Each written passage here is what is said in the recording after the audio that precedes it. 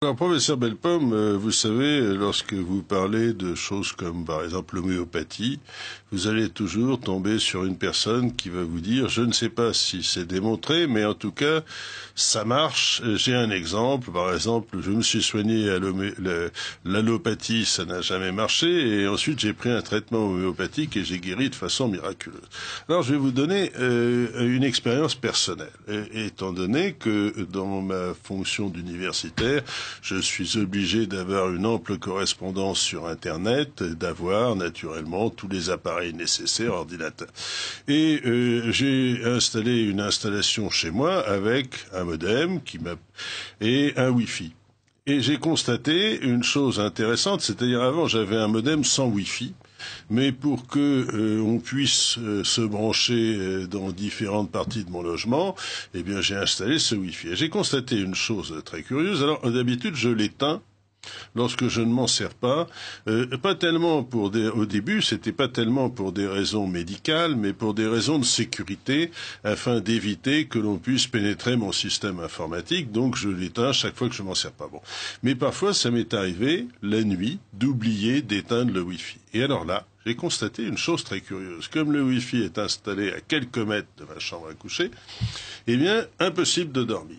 Oui. Impossible de dormir, c'est-à-dire que si vous voulez, je n'arrive pas à m'endormir, et je me dis j'ai dû prendre trop de café, ou je me réveille au milieu de la nuit, et puis d'un seul coup, j'ai l'idée brillante en disant tiens, j'ai laissé le Wi-Fi allumé, je l'éteins, et puis immédiatement le sommeil arrive. Alors cette situation, je l'ai racontée à pas mal de personnes en disant vous savez, c'est une expérience personnelle, et c'est vrai à 100%. D'habitude, je dors très bien, mais lorsque je laisse le Wi-Fi allumé, je ne dors pas. C'est très simple. Alors les gens me disent oh ben oui, c'est psychosomatique. Ça. Vous pensez que véritablement il y a un fond de vérité là-dedans? Ah ben c'est plus qu'un fond de vérité, c'est une vérité. C'est une vérité. Si vous voulez, là on est au cœur du véritable sujet. C'est-à-dire que d'un côté on vous dit la médecine ne peut passer que par des études épidémiologiques, il faut la preuve de la preuve. On oublie de dire que la médecine s'est créée bien avant que l'épidémiologie apparaisse. L'épidémiologie, c'est une discipline neuve, nouvelle, qui a été créée depuis la dernière guerre. Elle a 50-60 ans d'existence. Bon. Avant la création de l'épidémiologie, les médecins, qu'est-ce qu'ils faisaient? Ils analysaient ce que vous venez de raconter exactement. C'est-à-dire que ils écoutaient leur malade, le malade dit, ou la personne, je ne dis pas que vous êtes malade, mais la personne qui dit tout simplement, je laisse mon Wi-Fi, je dors pas, j'éteins mon Wi-Fi, comme par hasard, le sommeil revient. Bon, alors, c'est pas une preuve au sens épidémiologique du terme, bien sûr, c'est un cas, et là, tout statisticien, et le statisticien que vous êtes... Je vais un petit peu persifler en disant, tout homme bien portant est un électrosensible qui s'ignore. Mais je suis tout à fait d'accord avec vous, mais d'abord, nous sommes tous électrosensibles. À des degrés divers. À des degrés divers, bien sûr, mais nous avons tous des récepteurs, des magnétorécepteurs, ce qu'on appelle des magnétosomes, qui vont être, si vous voulez, qui vont activer, qui se trouvent dans le système nerveux comme par hasard, et au niveau d'ailleurs des enveloppes du système nerveux qu'on appelle les méninges, et qui, sous l'effet des champs électromagnétiques, vont être activés et donner une information au système nerveux qui peut être, en cas si vous voulez, d'exposition trop prolongée, des informations délétères. Bon. Et d'ailleurs, c'est ce nombre de magnétosomes qui peut expliquer, au plan génétique peut-être, que certains sujets qui ont beaucoup de magnétosomes vont être plus susceptibles que d'autres au champ électromagnétique. Bon. Mais si vous voulez, il est clair que l'expérience qui est menée au niveau individuel, si elle est répétée dans le cadre je dirais d'une observation médicale et qui se fait dans le cadre d'une observation médicale a une valeur. C'est ce que la recherche clinique proprement dit. Je rappellerai tout simplement que par exemple l'insuffisance surrénale qui a été décrite par Addison, un Anglais qui s'appelle Addison, a été faite sur 6 cas. Et à partir de ces 6 cas-là, on n'a pas besoin d'études épidémiologiques pour savoir, pour définir, décrire ce qu'était une insuffisance surrénalienne. Aujourd'hui, c'est ce que je fais dans ma pratique. J'ai pas besoin de milliers de cas pour savoir que lorsque ces malades me disent que lorsqu'ils sont près d'une source électromagnétique, ils ont des maux de tête qui apparaissent ou d'autres symptômes. Lorsqu'ils vont en forêt ou à la campagne, qui sont en dehors d'une source électromagnétique, ces symptômes disparaissent. Bon. Pour moi, c'est un élément majeur qui n'est certes pas suffisant pour avoir une preuve scientifique au sens où on l'entend aujourd'hui, mais qui est suffisante pour orienter des recherches dans la bonne direction. En tout cas, je vais donner un conseil à tous nos auditeurs. Au cas où vous auriez des difficultés de sommeil et vous avez une box chez vous, eh bien débranchez-la la nuit et vous enlevez la prise et vous la rebranchez le lendemain matin. Absolument. C'est fait pour fonctionner parce qu'il faut bien se rendre compte que les coupures de courant, ça existe. Donc lorsque vous avez quelque chose qui est fait pour programmer, pour vous envoyer du Wi-Fi chez vous, ça ne vous coûte absolument rien de l'enlever de la prise ou d'appuyer sur le bouton pour la fermer tous les soirs et de ne la remettre en marche que lorsque vous brancherez votre ordinateur, votre tablette ou votre télévision. Et autrement, si vous voulez, je pense qu'il y a beaucoup de personnes qui se porteront mieux avec ça. Et alors, je vous parle de cette expérience, et c'est un peu d'ailleurs à la suite de cette expérience personnelle que je me suis moi-même un peu intéressé à ce phénomène, parce que vous avez bien entendu des tas de gens qui vont nier ce genre d'effet. Ils vont dire ça n'existe pas. Alors je citerai une personne intéressante c'est un de mes confrères, André Orango, qui est membre de l'Académie des sciences, qui est un tout petit peu plus jeune que moi, et qui a fait une déclaration tonitruante que je cite. Il dit « Le rayonnement des ondes électromagnétiques n'a aucune influence sur la santé ». Alors, je dirais, si vous voulez, c'est un peu une fin de non-recevoir, mais si on parle de la santé des personnes, on peut encore en discuter, bien qu'il y ait une ample évidence du contraire, mais si on sait que M. Orango est un ancien membre du conseil scientifique de Bouygues Télécom, on peut se poser la question s'il n'est pas à la fois jugé parti. Alors, ça m'ennuie lorsqu'on dit le rayonnement des ondes électromagnétiques n'a aucune influence sur la santé. J'aurais peut-être admis, un commentaire du type « Le rayonnement des ondes électromagnétiques a une influence sur la santé, mais celle-ci est négligeable ». On pourrait très bien écouter quelque chose comme ça en disant « Oui, effectivement, par exemple, prenons l'exemple suivant, si vous prenez 2 verres de vin par jour, vous n'allez pas nécessairement vous rendre malade. L'effet est négligeable et faible. Mais cet effet, le fait de dire qu'il n'y en a pas, ça me paraît en soi-même excessif. Alors, nous allons voir qu'il y a des tas d'évidences du contraire. Et je citerai un autre membre de l'Académie des sciences, Pierre Ancrenat, qui en particulier est en train de faire une campagne virulente contre le téléphone portable, ce qui veut dire que même à l'intérieur de l'Académie des sciences, tout le monde n'est pas d'accord sur ce point. Oui, c'est ça. Si vous voulez, ce qui me surprend dans la phrase de M. Orango, c'est que pour un scientifique, si vous voulez, est aussi péremptoire, sans preuve, si vous voulez, sans expérience personnelle, cela me paraît véritablement non pas du domaine de la science, mais si vous voulez du domaine de l'opinion. Alors chacun peut avoir une opinion, mais en tout cas, je suis peiné, si vous voulez, qu'un homme aussi, si vous voulez, remarquable par ailleurs, si vous voulez, en soit arrivé là, au sein d'une institution qui est l'Académie des sciences, qui est une institution prestigieuse, arrivé à de telles, si vous voulez, je dirais, ineptie. Oui, mais soyons modérés. C'est-à-dire que, si vous voulez, il est parfois difficile, même parmi les scientifiques, et vous le savez bien, de séparer l'opinion de l'avis scientifique. Ouais. Alors, je pense que comme opinion, c'est recevable, comme avis scientifique, c'est très discutable, et je dirais qu'il faut essayer d'être très prudent.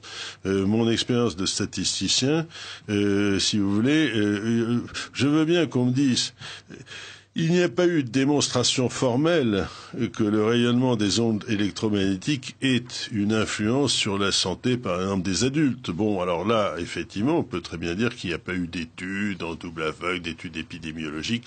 Alors la démonstration qu'une existence existe, mais par contre, revenons sur les rats.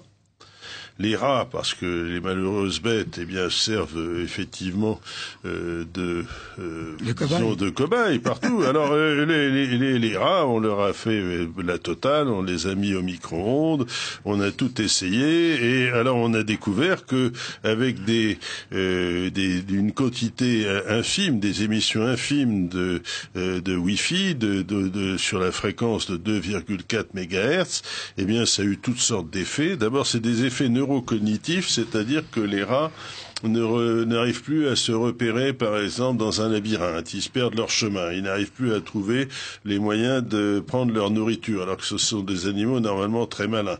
Alors ça a des troubles hormonaux. Nous avons parlé de la mélatonine, sur leur sexualité. Ça a des effets génotoxiques, des troubles de mémoire et ainsi de suite. Alors ces expériences sur les rats démontrent parfaitement que les ondes ont un effet néfaste, et je ne vois pas très bien ce que... Alors, à partir du moment où on a un effet néfaste sur des rats, eh bien, cet effet, normalement, doit être transposable aux humains, avec certaines réserves. Alors, prenons quand même une chose toute simple. De quoi se sert-on pour habiliter des médicaments? On se sert de rats. On fait l'expérience sur les rats, on commence à voir l'efficacité sur les rats avant de voir l'efficacité sur les êtres humains. Alors, lorsque vous avez des gens qui me disent tout ce qui est vrai pour les rats n'est absolument pas transposable à l'homme, mais à ce moment-là, si c'est vrai, les souris de laboratoire dont on se sert dans les laboratoires pharmaceutiques, eh bien, ça veut dire que les pharmaciens ne font pas du bon travail. Alors, je pense quand même que toutes ces études sur les rats et les souris ont quand même une valeur de démonstration. Bien sûr, avec les réserves que vous avez soulignées. Vous savez, pour moi, le véritable problème, en fait, bien sûr, au niveau expérimental, il y a des preuves à apporter et elles existent, même si elles sont encore critiquables par certains côtés. Je suis tout à fait le premier à le reconnaître. Mais il y a des malades, là, avec une progression de maladies telles que l'Alzheimer, telles que le cancer, qu'il va falloir bien trouver une solution. Alors, aujourd'hui, si vous voulez de dire sans cause connue, il va bien falloir trouver des causes. Alors, les champs électromagnétiques, aujourd'hui, au minimum, ce qu'on peut dire, et je reviens à ce qui a été dit vis-à-vis de M. Orongo, que au moins il y ait le doute. Et ça, je crois que le rôle des institutions, c'est au minimum de dire bon, mais écoutez, on ne sait pas avec certitude aujourd'hui à quoi est liée telle ou telle pathologie. Maintenant, elle augmente, la prévalence augmente. La prévalence augmente, il y a un problème, il y a des malades là qui sont en souffrance. Pourquoi? Et donc, si vous voulez, à partir du moment où on a des expériences qui disent, qui sont une partie de la réponse à ce pourquoi, je vois pas pourquoi on dirait qu'il y a rien de démontré, etc. De toute façon, avant, toute théorie passe par une hypothèse d'abord, et là nous sommes peut-être... Cette hypothèse, en général, se démontre sur les rats de laboratoire. Ah ouais. Alors, donnons des chiffres.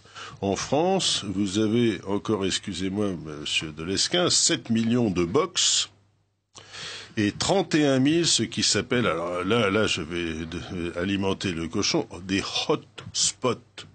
C'est-à-dire des points chauds.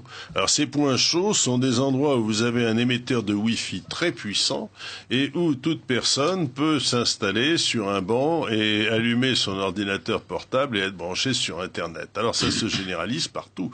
Et ce qui maintenant m'inquiète moi énormément, c'est que vous avez beaucoup de ces box, j'utilise ce terme avec des guillemets, qui en fait tout est fait pour qu'on n'y ait pas d'interrupteur dessus pour les interrompre. Et la raison est la suivante. C'est qu'un certain nombre d'opérateurs, et je ne vais pas les citer par leur nom, voudraient que le réseau des différentes box émetteurs privés de Wi-Fi puisse servir à tout le monde. Et ce qui se passe en fait, c'est que lorsque vous avez un ordinateur portable et avec un certain type d'abonnement chez certains fournisseurs, eh bien cet abonnement vous permet en réalité de vous brancher sur le Wi-Fi privé de quelqu'un d'autre sans que cette personne ne le sache. Oui. Et le fait de laisser sa box allumée, eh bien, ça permet à une personne qui passe à côté, qui a l'abonnement correspondant de mobilité, alors ça s'appelle l'Internet mobile, de se brancher directement sur votre Wi-Fi, de passer par votre téléphone sans que vous le sachiez. Et ça remplace les antennes. Et ça remplace les antennes. Mais le problème, à ce moment-là, pour que ça marche, il faut que les box restent allumées en permanence et servent en réalité d'antenne relais sans le dire. Voilà. Alors, moi, je dis bien entendu que si vous voulez rester en bonne santé, par pitié, éteignez vos box la nuit, mais tout est fait pour qu'on ne puisse pas les éteindre. Et dans certaines installations, elles sont même branchées sans que ça soit par une prise. C'est-à-dire, vous avez un câble qui est directement alimenté par le réseau. Vous savez, comme ça se fait parfois. Et cette situation est absolument dangereuse. Alors, je ne dis pas que c'est une atteinte à la liberté individuelle, mais il faut savoir que certains types d'abonnements, si vous n'y faites pas attention, eh bien, vous verrez toutes les communications de votre voisin passer à l'intérieur de votre ligne téléphonique, et c'est vous qui servez d'antenne à tel ou tel fournisseur. Je m'abstiendrai de citer leur nom. Vous êtes bien d'accord avec moi? Absolument. C'est peut-être pas une atteinte à la liberté, mais c'est en tout cas une atteinte à la santé d'autrui. Ça, il n'y a pas de problème là-dessus. Ça, c'est absolument clair. Alors, professeur Bellepomme, nous arrivons peut-être au moment où nous allons commencer à essayer de répondre aux questions des auditeurs. Il nous reste une dizaine de minutes avant la césure de la moitié de l'émission, et je vais demander à Stéphane Chaudron de bien vouloir nous lire quelques-unes des questions que vous trouverez les plus pertinentes. Je vous en prie. Alors tout d'abord, au niveau des distances, à quelle distance d'un ordinateur portable faut-il se trouver pour enrayer la nocivité des ondes Wi-Fi en particulier? La même chose pour les téléphones portables. Alors, pour les téléphones portables, d'abord, il y a une règle claire, jamais plus de 20 minutes par jour par séquence de 6 minutes au niveau de l'exposition. Et maintenant, au niveau de la proximité, il est clair que il faut utiliser le moins possible le portable à l'oreille. Comme il a été dit, utiliser bien sûr les oreillettes, en veillant à ce que le fil de l'oreillette fasse corps à corps avec le corps, c'est-à-dire que si le fil est à distance du corps, il peut faire antenne. Donc, il faut bien vérifier que le fil est véritablement jouxte le corps. Et puis, sachant que l'utilisation du haut-parleur, comme on peut le faire, c'est encore ce qu'il y a de mieux. Donc, à distance, puisque le haut-parleur, on peut mettre le portable à distance, à 1 mètre, à 2 mètres, etc. Et il est évident que parmi les recommandations, outre le fait qu'il faut interdire l'utilisation du portable chez les enfants de moins de 10 ou 12 ans, enfin 10 ans, mais c'est 12 ans au niveau européen, il faut aussi recommander aux femmes enceintes de n'utiliser le portable que dans des cas d'extrême urgence. Ça, c'est clair, car le fœtus est là, et malheureusement, le fœtus est très vulnérable, comme on l'a dit. Alors maintenant, pour ce qui est... Oui, alors le pire serait une femme enceinte qui met des oreillettes et qui met le portable sur son ventre. Bien mais j'ai vu malheureusement, si vous voulez, enfin c'était pas une femme enceinte, c'est une femme qui donnait le biberon à son gamin, tout en téléphonant à son mari avec un portable de l'autre côté. Donc si vous voulez, aujourd'hui il y a des dérapages partout parce que les gens... Mais les gens ne se rendent pas compte. Se rendent pas compte. Alors pour ce qui est du Wi-Fi, si vous voulez, il est évident que d'abord, ce que je dis, c'est que dans la mesure du possible, il faut revenir au filaire. Car d'ailleurs, l'information qui arrive à l'ordinateur est plus rapide que par le Wi-Fi. Le fil conduit mieux l'information que la Wi-Fi. Donc ça, c'est un premier point. Dans la mesure du possible, revenir au filaire. Deuxième point, ce qui a été dit tout à l'heure, c'est-à-dire faire des pauses. Alors, aujourd'hui, faut pas dépasser 6 à 8 heures de Wi-Fi par jour. 6 à 8 heures d'ordinateur par jour.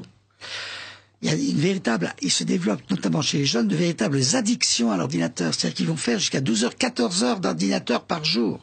Alors, s'il y a le Wi-Fi en plus, c'est dramatique. Alors, juste je vous interromps pour dire que il est clair que les ordinateurs portables ont des systèmes de Wi-Fi qui se mettent en marche quasiment automatiquement pour pouvoir capter Internet.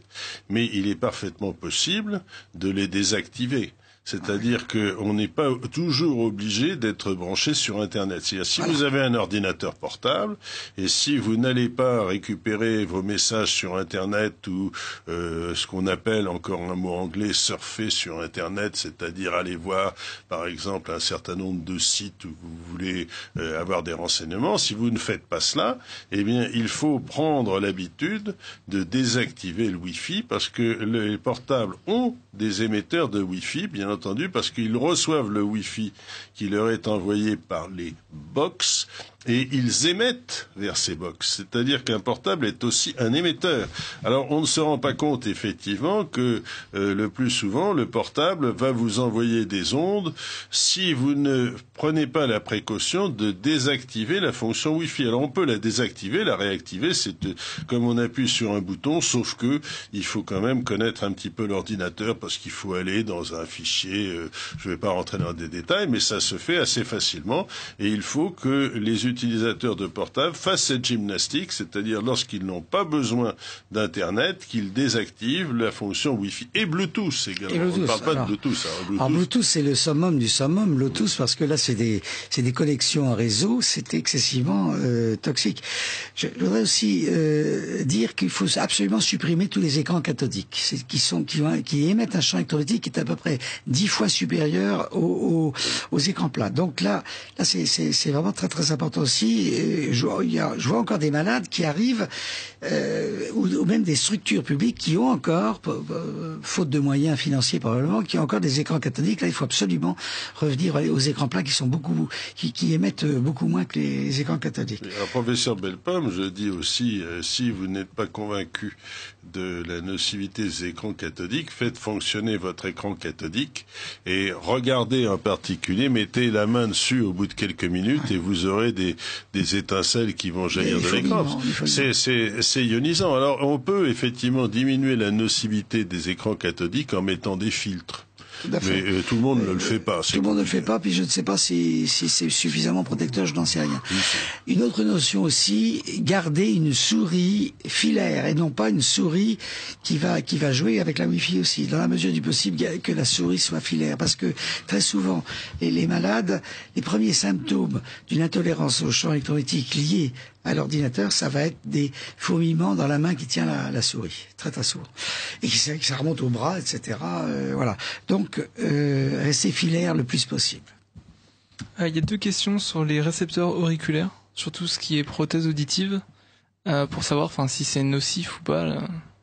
La prothèse, si vous voulez, auriculaire, elle est tout à fait bien tolérée chez les sujets qui ne sont pas électro-hypersensibles. Le problème, c'est que le sujet électro-hypersensible, comme il va être intolérant à des champs électromagnétiques de très basse intensité, peut très bien ne plus tolérer son appareil auditif. Donc c'est là, et je voudrais dire que il y a vraiment aujourd'hui dans notre société des parias que sont les électro-hypersensibles, qui sont méconnus et quelquefois même rejetés par le corps médical, alors que ce sont de vrais malades avec des problèmes sociétaux majeurs.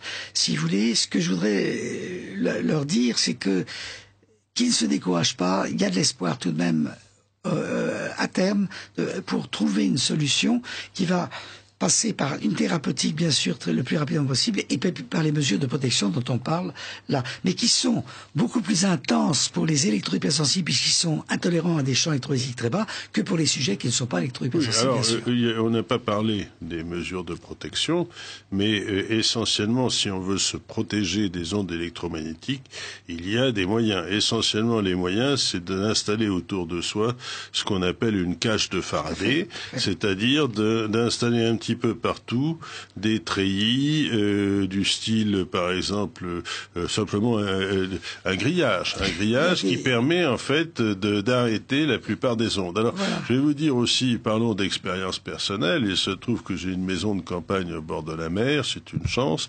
Et là, comme j'aime bien écouter la radio, en particulier les ondes courtes, j'ai installé des récepteurs ondes courtes très puissants. Absolument pas moyen d'entendre quoi que ce soit. Et en réalité, j'ai découvert que le constructeur qui avait construit cette maison avait mis dans tous les murs des treillis. Vous savez, des treillis de fil de fer, ce qui fait qu'il n'y a aucune onde qui passe. Alors effectivement, moi, faut aller dehors. Il faut aller dehors pour écouter la radio. C'est quelque chose d'extrêmement comique, mais en fait, ça marche. C'est-à-dire que si vous mettez dans les murs un treillis métallique, même à l'intérieur du crépi, ou simplement un grillage, ça suffit en général pour arrêter toutes les ondes. lorsque les ondes ne sont pas arrêtées, il y a maintenant des tentures particulières, des peintures particulières qui vont... Des papiers peints, des peintures et puis des rideaux spéciaux. Alors oui, parlons, si vous voulez, à tous les entrepreneurs qui veulent, si vous voulez, avoir un métier d'avenir. Il y a de l'avenir dans le papier peint isolant des champs magnétiques. Enfin, je pense que c'est pas compliqué. Il suffit de mettre là-dedans un grillage de fils invisibles, même des fils très fins. Tout à fait. Restera tout de même à éliminer les sources électromagnétiques internes. Oui, c'est-à-dire qu'il faudra régler le problème de la lampe de chevet. Exactement. Alors, allez-y, Stéphane, d'autres questions. Alors, sans être trop pessimiste, est-ce qu'on ne peut pas se retrouver un peu sur le même schéma que l'on a sur les pesticides? C'est-à-dire qu'une très très grande difficulté à ce que la preuve émerge. Le mot crime a été prononcé lors de cette première partie des missions. Il est évident que moi je vais peut-être encore aller plus loin. Il y a de véritables crimes contre l'humanité qui sont liés aux pesticides, notamment organochlorés, et les champs électromagnétiques font également partie. Donc c'est sûr que nous sommes dans une situation excessivement difficile en termes de santé publique, et il va falloir qu'un jour ou l'autre, il y ait des décisions qui soient prises en matière de protection des individus. Parce que concrètement, en termes de marché mondial, priver l'humanité quelque part, tout ce qui est Monsanto et tout ce qui représente un manque à gagner, juste de milliers de milliards de dollars, de la même manière sur les composants électroniques de type sans fil. C'est un manque à gagner pour les riches. Oui. Bien sûr. Pas pour les pauvres. Bien sûr. C'est-à-dire que nous sommes dans un système qui enrichit les riches et qui appauvrit les pauvres. C'est ça. Mais bon, ne citez pas de noms d'entreprises pour que nous ne mélangions pas la généralité avec des noms propres. Si vous voulez, vous avez bien entendu cité le nom de cette entreprise parce qu'elle fabrique en particulier des OGM, et les OGM sont questionnés. C'est uniquement pour ça que vous l'avez cité, bien entendu. Alors on pourrait citer tous les opérateurs de téléphonie mobile. Alors il faut savoir que, si vous voulez, en réalité, il y a une très grande anarchie dans l'installation d'émetteurs. On est un peu comme, si vous voulez, dans une espèce de situation sauvage où toute personne peut très bien installer un émetteur d'une box chez lui, peut très bien émettre des ondes avec toutes sortes d'appareils sans se rendre compte que l'accumulation peut finir par empoisonner la terre entière. Donc si par exemple vous installez un émetteur très puissant de Wi-Fi chez vous, eh bien vous allez empiéter sur la santé de votre voisin. Et en particulier, une des questions pendantes, extrêmement importante, c'est il n'est absolument pas raisonnable d'installer du Wi-Fi dans des établissements scolaires du premier et du second degré.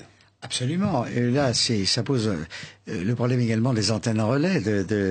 Il est absolument aberrant aujourd'hui de construire des antennes relais à côté des crèches, des maternités et des écoles maternelles. Bien sûr, le Wi-Fi doit être interdit dans les lieux publics. Pouvez-vous nous indiquer les effets des ondes en fonction de leur fréquence? Non, la réponse est non. C'est parce que il n'y a pas, à ma connaissance, on peut distinguer les ondes en basse et extrêmement basse fréquence d'un côté, puis radiofréquence et hyperfréquence de l'autre. Que ce soit dans l'un ou l'autre cas, ça peut être cancérigène, mais pas forcément le même type de cancer, mais ça peut être cancérigène. Et pour ce qui est de la maladie d'Alzheimer, à mon avis, c'est dans l'un ou l'autre cas. C'est-à-dire que la nature, l'organisme va avoir des effets biologiques qui ne vont pas être forcément tributaires de la longueur d'onde du champ électromagnétique.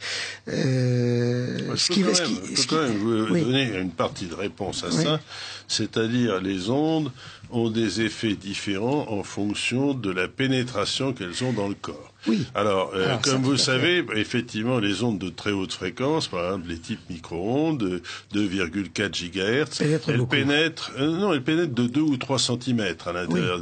Tandis que les ondes de basse fréquence pénètrent tout le corps. Alors, il y a des différences, mais si vous voulez, au niveau des études qui sont actuelles, on ne sait pas encore distinguer l'origine des effets, si vous voulez. Ce que je voulais dire, c'est qu'il y a bien sûr des différences au niveau du ciblage du faisceau électromagnétique sur l'organisme. C'est évident que si c'est ciblé sur le cerveau, ça va être une maladie neurologique. Si c'est ciblé sur la moelle osseuse, ça va être sur la moelle osseuse. Si c'est ciblé sur la peau, on va avoir le méga coup de soleil avec éventuellement même des cancers cutanés. Bon, mais ce que je veux dire, c'est qu'au niveau moléculaire, indépendamment du ciblage, il n'y a pas, à mon avis, de spécificité des champs électromagnétiques. Autrement dit, un neurone, ça peut être détruit par des basses fréquences comme ça peut être détruit par des hautes fréquences. Voilà ce que je voulais dire.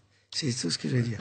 Et un cancer peut être lié à des basses fréquences. On sait que les ultraviolets... En fait, on n'a pas encore de connaissances suffisantes pour discerner la nocivité des hautes et des basses fréquences. C'est à peu près ça. Si, parce qu'on a tout de même les ultraviolets, par exemple, on a vraiment beaucoup de travaux qui ont été faits depuis très longtemps. Bien sûr, les rayons X, on peut aller. Les rayons X, on peut aller jusqu'aux rayons X. Parce qu'il y a les ondes qui sont ionisantes et celles qui le sont. On sait que les ultraviolets, c'est essentiellement des cancers de la peau, par exemple. Bon, effectivement, là, on se retrouve avec une pénétration très très faible, puisque ça reste au niveau de la peau. Plus la fréquence augmente, plus faible est la présence de la pénétration, et puis après ça recommence avec les rayons X où ça traverse. Voilà, mais on n'est pas au niveau moléculaire. Au niveau moléculaire, il n'y a pas de différence. Une cellule meurt ou prolifère, quoi. Et les deux types quelle que soit la longueur d'onde de la... Alors j'oubliais, parmi le résumé que j'ai fait, je voudrais quand même que nous insistions sur les dangers gravissimes des nouvelles ampoules. Les dangers gravissimes des nouvelles ampoules, il faut savoir que les ampoules nouvelles qui remplacent les ampoules à filaments sont dangereuses parce qu'elles émettent des ondes électromagnétiques extrêmement néfastes et qu'il faut se tenir à distance. On dit que une nouvelle ampoule, il est dangereux de s'en trouver à moins d'1 mètre et ceci pose le problème des lampes de chevet. Excusez-moi pour cette parenthèse, mais c'est un des messages importants à donner aux auditeurs. Je vous continuez, Stéphane, je vous prie. Donc, il y a aussi une question sur les lampes basse consommation. Est-ce que les lampes à vapeur de mercure ou les lampes halogènes sont concernées? Alors, les lampes à vapeur de mercure ajoutent au champ électromagnétique la toxicité du mercure. Donc, alors, ça toxicité du mercure mais il y a maintenant des nouvelles lampes, alors là je suis pas bien compétent là-dessus, des nouvelles ampoules sans mercure. Les lampes à LED. Les lampes à LED, voilà. Alors qui seraient moins toxiques, mais je parle vraiment... A priori, je crois que les lampes à LED sont moins néfastes toxiques, oui, que les lampes, vous savez, c'est celles où il y a une espèce de gros filament. Oui. Mais le problème, c'est qu'elles sont extrêmement aveuglantes aussi. Alors c'est-à-dire que, si vous voulez, elles ont des inconvénients. Alors, je dirais que c'est pas tellement le thème de notre émission, mais en tout cas, la plupart des lampes qui remplacent les ampoules anciennes ont un facteur de toxicité multiplié par 500 ou 1000 par rapport à... C'est très, très toxique. Oui. Je vous en prie, Stéphane, allez-y. Le fait d'enterrer les lignes électriques permet-il d'empêcher les champs électriques? Oui, c'est surtout je dirais un câblage qui est avec une enveloppe protectrice au niveau de la ligne haute tension. Mais il est évident que l'enterrement diminue l'intensité du champ électromagnétique par rapport aux lignes aériennes, si j'ose dire. Ça, c'est clair. Alors maintenant, dans quelle proportion, je suis pas capable de répondre. Par contre, nous avons eu une émission avec Marcel Boiteux qui nous a dit que c'était extrêmement coûteux et difficile d'enterrer des lignes à haute tension, ce qui fait que, si vous voulez, ça se heurte à des problèmes techniques. Je pense qu'on peut enterrer l'alimentation électrique d'une ville, mais il est difficile d'avoir des lignes enterrées qui dépassent une certaine distance parce qu'il y a beaucoup de pertes à cause. C'est clair, c'est clair.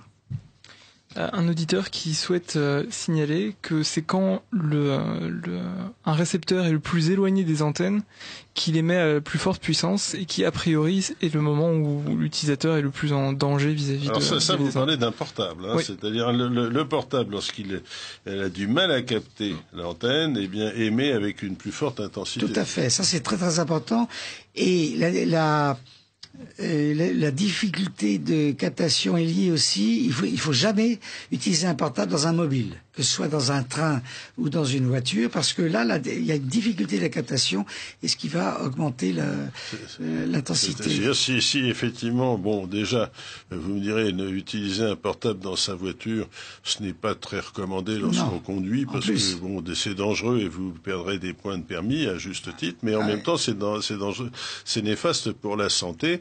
Et également pour la santé de ceux qui sont dans la voiture. Alors le train, c'est de la même chose. Essentiellement, il faut éviter d'utiliser les portables dans les trains. Et bientôt, on commence à dire qu'on va pouvoir utiliser les portables dans les avions avec un système mobile de réception. Je ne sais pas dans quel point on va aller, parce que à l'intérieur, si vous êtes dans une voiture, en même temps, une bonne partie des ondes du portable se reflètent sur la carrosserie et vont sur vous, et le portable est obligé de fonctionner à pleine puissance pour capter à travers les fenêtres, parce qu'il ne... Enfin bon. Nous sommes véritablement en présence d'une véritable fuite en avant au niveau de l'industrie, avec ces fameuses prouesses de la technologie mobile. Mais vraiment, est-ce que c'est vraiment important en pratique? Le bon sens nous dit, est-ce que c'est vraiment important de téléphoner avec un portable dans un avion? C'est vraiment une question qu'on peut poser, parce que là, on arrive maintenant, on voit, enfin, écoutez, dans la rue, on voit des gens qui, si vous voulez, traversent au feu rouge sans s'occuper des voitures dans un passage clouté, encore, c'est le moins pire, avec leur portable comme ceci, ils sont complètement déconnectés du monde. Et c'est dangereux tout ceci. Oui, mais je dirais que ce qui est terrible dans cette opération, c'est que vous avez des grands lobbies, des opérateurs de téléphonie qui ne s'intéressent qu'à une seule chose, c'est-à-dire à vendre leurs appareils, à faire en sorte que leurs appareils soient de plus en plus puissants. Alors, on pourrait parler, par exemple, des problèmes de la 4G. Alors, on ouvre une parenthèse, Stéphane, on vous reviendra sur les questions, bien sûr, mais sur les problèmes de la 4G. Alors, vous savez, tout le monde le sait maintenant, que vous pouvez avoir une connexion nomade, ça s'appelle comme ça, avec un ordinateur portable et une clé 3G. Alors c'est un petit appareil, un petit émetteur qui en fait vous connecte à Internet par l'intermédiaire du réseau de téléphonie mobile. Et maintenant, on a fait des progrès et on va faire des connexions par 4G. Alors 4G, c'est simplement un sigle, mais il faut bien savoir que ceci va entraîner des connexions à une fréquence supérieure, je crois c'est 3,4 MHz, et ça permettra... est-ce que je me trompe ? Gigahertz, pardon, vous avez raison, 3,4 gigahertz, alors que c'est 2,4 pour le Wi-Fi et la 3G. Et alors, ce qui va se passer à ce moment-là, c'est que la rapidité de débit deviendra extrêmement importante, et à cause de ça, les opérateurs vous disent abandonnez votre Internet filaire.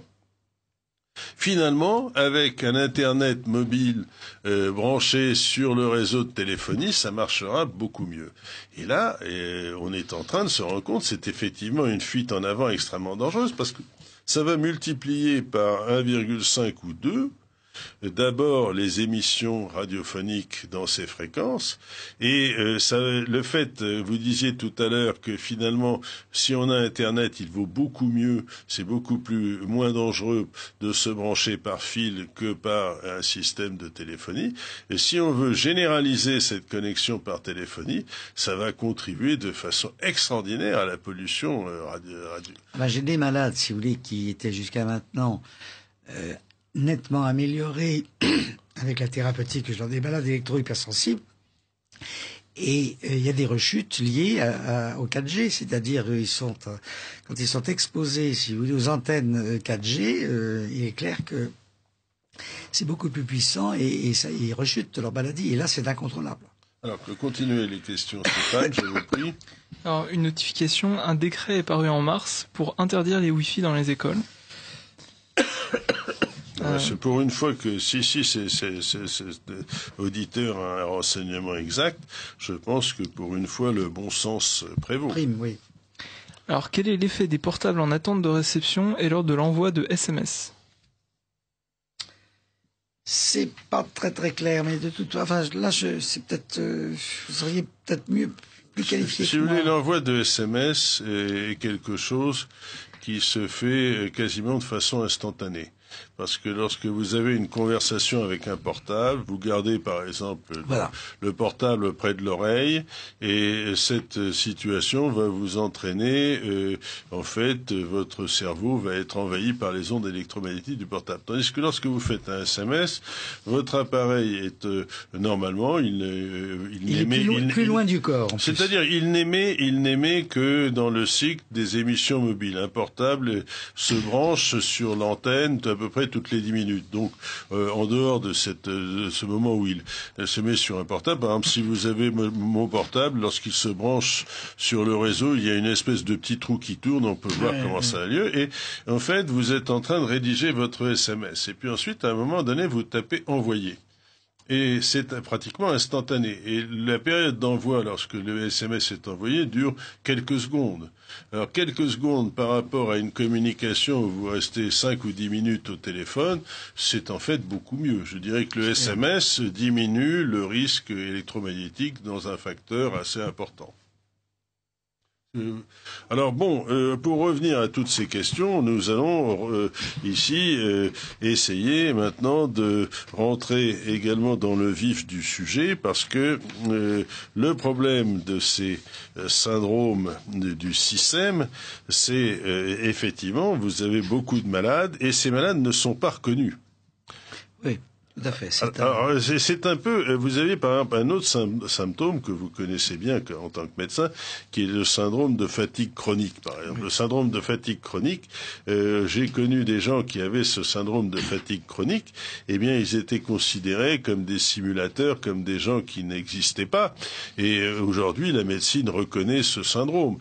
Alors, peut-être qu'il faudra quelques années avant que l'on arrive à reconnaître réellement le syndrome de si vous voulez, d'intolérance au champ électromagnétique.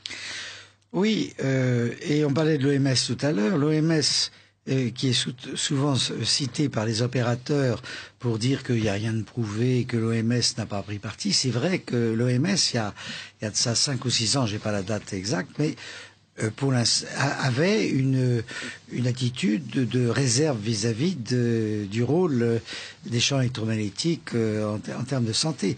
Je pense que de toute façon, elle va être obligée un jour ou l'autre de prendre une position beaucoup plus affirmative en faveur des effets sanitaires des champs électromagnétiques. Mais vous savez, il a fallu un siècle pour l'amiante, pour faire en sorte qu'on prenne des décisions opportunes. Moi, quand j'étais étudiant en médecine, dans tous les bouquins de médecine, on savait que l'amiante était cancérigène. Bon, mais c'était toujours nié. Mais on doit au président Chirac d'avoir pris la décision d'interdire l'amiante en France vers les années 96. Donc il a fallu énormément de temps. Les champs électromagnétiques, ce que j'espère, c'est que ça va aller plus vite. Alors, je dois vous annoncer aussi une chose, c'est que nous organisons le 4e colloque de l'Appel de Paris sur les champs électromagnétiques, que ce colloque aura 2 versants, un versant à Bruxelles au sein de l'Académie royale de médecine belge, qui est une académie qui est très très avancée en matière de concepts environnementalistes, et il y aura par ailleurs un 2e versant au Sénat où nous avons créé un groupe de travail pour essayer d'améliorer le projet de loi sur les champs électromagnétiques qui a été refusé par l'actuel gouvernement, donc de l'améliorer de façon à ce qu'il y ait une discussion qui se fasse en termes d'intérêt de santé publique, en mettant autour d'une table des opérateurs d'un côté, mais également des scientifiques. Et puis, ce que nous essayons aussi, c'est de proposer une directive au niveau européen. Donc on a un gros travail qui va se faire en 2014 pour essayer de faire reconnaître les effets sanitaires des champs électromagnétiques, et incluant la prise en charge de ces malades qui sont actuellement délaissés par le corps médical et, je dirais, par les organismes de prise en charge des malades tels que la sécurité sociale. Donc là, il y a un énorme travail à faire, et c'est ce à quoi je m'engage. Alors là, on peut ouvrir une parenthèse en disant que fait l'État ?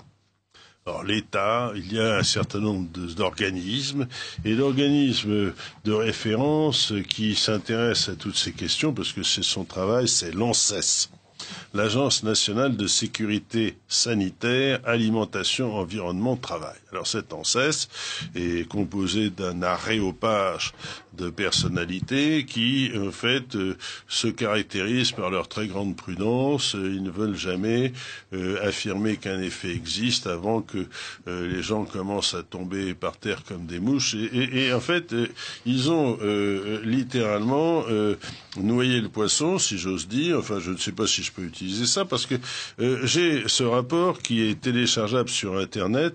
Je me suis permis de le lire. Ça m'a coûté beaucoup d'énergie, parce qu'il fait 492 pages. Alors c'est 492 pages. Alors il y a tout et son contraire, c'est-à-dire qu'il dit effectivement qu'il y a peu d'exemples où il y a vraiment des effets qui ont été reconnus, mais néanmoins, eh bien, il y a des recommandations. Et à la fin, on voit quand même des choses raisonnables, c'est-à-dire l'ANSES recommande de réduire l'exposition des enfants en incitant à un usage modéré du téléphone mobile, en privilégiant le recours au kit main libre, aux terminaux mobiles. Alors je dirais ça pourrait être valable aussi pour les adultes. Alors pour les adultes, utilisateurs intensifs de téléphonie mobile, de recourir au kit main libre aussi. Bon, que les conséquences d'une éventuelle multiplication du nombre d'antennes relais, dans le but de réduire les niveaux d'exposition environnementaux sur l'exposition des personnes aux radiofréquences émises par les téléphones mobiles, c'est du technolangage, eh bien, fasse l'objet d'un examen approfondi. C'est-à-dire, c'est effectivement toutes les organismes en disant, il y a un problème, c'est un vaste problème, il faut faire une commission pour étudier le problème, mais eux-mêmes font partie d'une commission, mais disons, que le développement des nouvelles infrastructures de réseau, ça, effectivement, c'est le Wi-Fi dont on parlait, c'est-à-dire l'installation subliminale, c'est-à-dire qui n'est pas dite. On vous installe une box chez vous, box entre guillemets bien sûr, et vous ne vous rendez pas compte que cette box est faite pour rester allumée en permanence et servir de récepteur à d'autres personnes, c'est-à-dire qui vont se servir de votre ligne téléphonique pour faire passer leur conversation. Là, les nouvelles infrastructures de réseau fassent l'objet d'études préalables. Là encore, il faut dire qu'on ne sait pas, il faut étudier le problème. Donc on dit on a étudié le problème, mais il faut encore l'étudier. En matière de caractérisation des expositions, en tenant compte du cumul des niveaux existants, bien entendu, c'est évident que et de ceux qui résulteraient des nouvelles installations de manière à favoriser la concentration autour des nouvelles implantations aux modifications d'émetteurs. Ouf, là encore, qu'est-ce que ça veut dire? De documenter les situations des installations existantes conduisant aux expositions du public les plus fortes et d'étudier dans quelle mesure ces expositions pourraient être techniquement réduites. Donc l'ANSES admet quand même qu'il y a un petit peu d'abus dans les émetteurs et bien entendu, vous avez 492 pages de ceci. Et à la fin, si vous voulez réellement lire quelque chose, eh bien, il faut chercher ce qu'en disent les journaux. Alors, par exemple, un hebdomadaire dont je ne citerai pas le nom, mais qui parce que si vous voulez, nous ne faisons pas de publicité, dit radiofréquence, pas de risque avéré. Ah bon, alors l'actuation dans l'ANSES, je cite, ne met pas en évidence d'effets sanitaires avérés et ne conduit pas à proposer de nouvelles valeurs limites d'exposition de la population. Elle pointe toutefois, avec des niveaux de preuves limités, différents effets biologiques chez l'homme ou chez l'animal. Certaines publications évoquent une possible augmentation du risque de tumeur cérébrale sur le long terme pour les utilisateurs intensifs de téléphones portables, et ainsi de suite. Et alors ça veut dire qu'on dit tout et son contraire. Mais effectivement, vous avez le directeur de l'ANSES dans une conférence de presse, un journaliste lui a posé la question, qu'est-ce que vous appelez une utilisation intensive? Et il a dit effectivement, on avait une augmentation considérable du risque de cancer du cerveau chez des personnes qui utilisaient leur portable pendant 5 années d'affilée en étant communiqués, en ayant le portable 30 minutes par jour. Alors, il y a beaucoup de personnes qui téléphonent 30 minutes par jour, mine de rien. Et si on fait ça pendant 5 ans, eh bien, vous avez votre risque de cancer qui est multiplié par un facteur entier. Et encore 30 minutes par jour, c'est pas le pire. Il y en a qui téléphonent 1 heure, 2 heures, 3 heures par jour. Oui, bien sûr. Et surtout les enfants. Les enfants. Surtout chez les adultes jeunes. Les enfants, les adultes jeunes, c'est moins de 20 ans. Donc, si vous voulez, on est dans une situation, j'ai été très très dur et peut-être un peu virulent vis-à-vis de ce rapport de l'ANSES, parce que c'est encore un rapport qui vient en plus, qui est mi-figue mi-raisin et qui n'aboutit en rien à un progrès, je dirais, conceptuel et à des mesures concrètes. Au fond, le problème est suivant. D'un côté, on vous dit qu'il n'y a pas de risque avéré, que rien n'est prouvé, et que même s'il y a des articles qui montrent qu'il y a quelque chose, eh bien il faut trouver la preuve de la preuve. On demande aux scientifiques de trouver la preuve de la preuve, c'est-à-dire que c'est sans fin. Et puis de l'autre, on vous dit tout de même qu'il faut se protéger. C'est-à-dire que là, les enfants, il faut tout de même se protéger. Alors, il y a deux cas de figure où il y a rien, et alors c'est pas la peine. Où il n'y a aucun effet démontré, alors c'est pas la peine de se protéger, où il y a tout de même quelque chose, et alors là il y a une raison de se protéger. Alors donc voilà, on est dans une espèce de démarche qui dénie la réalité, qui ne veut pas pénétrer de façon concrète à prendre des mesures. C'est la raison pour laquelle je trouve que ce type de rapport, comme les autres rapports antérieurs, parce que c'est pas le premier rapport sur les champs électromagnétiques. Il y a eu, j'ai fait partie d'ailleurs j'ai été auditionné pour le précédent rapport de l'AFCET à l'époque où l'AFCET existait et où de toute façon le président, qui était un de mes amis, m'avait dit en aparté, de toute façon, quel que soit ce que les membres de cette commission vont dire, je suis tenu par les autorités supérieures, si j'ose dire, à faire que mon rapport n'aille pas contre les intérêts économiques. Donc on est dans une situation où on dénie la réalité en termes de santé publique. Alors voici un article, je vais citer cette fois-ci cet hebdomadaire, qui vous rend hommage, professeur. Ah bon? C'est Science et Avenir. Alors le titre de cet article, c'est Radiofréquence, l'électrosensibilité, ça existe. Et ça cite également le nom de quelqu'un, une personne, dont ils décrivent la vie. Alors je vais citer les prénoms, ça ne coûte rien. Un instant, je vais chercher mon tissu, prévient Émilie Catherine, 45 ans, lorsqu'elle décroche son téléphone. Elle revient quelques secondes plus tard, le cerveau et la tête protégés par des voilages contenant des fibres d'aluminium. Bon. Cet ex-architecte d'intérieur qui travaillait ces gels, tout a commencé quand en décembre 2007, elle a mis en réseau plusieurs ordinateurs à son domicile. Aux difficultés de concentration et d'attention se sont ajoutées par la suite des migraines sévères.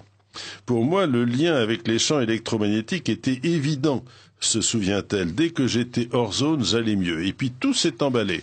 Douleurs diffuses, paralysie des jambes, nausées.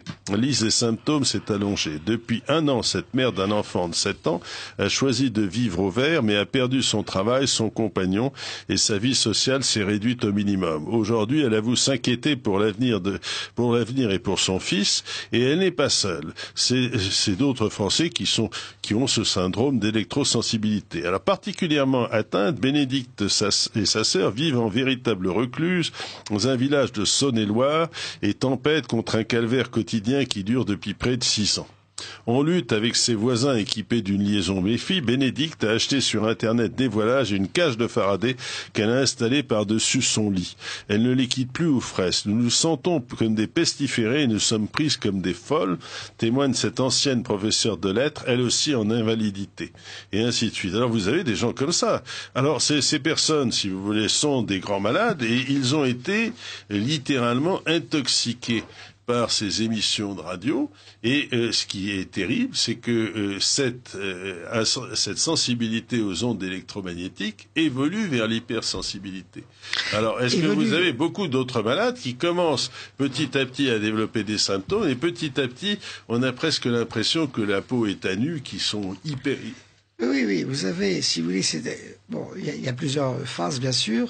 Cette électro-hypersensibilité, si vous voulez, peut évoluer, c'est ce que je disais tout à l'heure, vers de véritables maladies d'Alzheimer. Donc, on peut arriver vers de véritables maladies psychiatriques.